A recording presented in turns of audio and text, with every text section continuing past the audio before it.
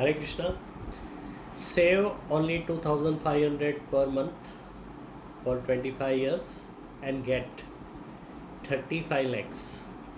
आपने भरा कितना? 7.5 लाख 25 साल में 2,500 मंथ के हिसाब से 7.5 लाख आपने 25 साल तक भरा और आपको मिलेगा 35 लाख रुपया।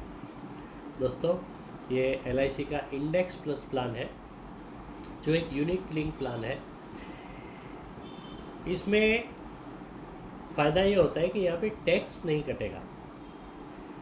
जो आपको म्यूचुअल फंड में टैक्स कटता है 12.5% long term capital gain tax है, वो यहाँ पे नहीं कटता है। तो आपको पूरा पैसा मिलता है, टैक्स काटे बगैर पूरा पैसा आपको मिलेगा और साथ साथ में इसमें 10 टाइम का इंश्योरेंस भी रहेगा। दोस्तों इस प्लान के बारे में अधिक जानकारी के लिए मुझे आप तुरंत कॉन्टैक्ट करें। हरे कृष्ण।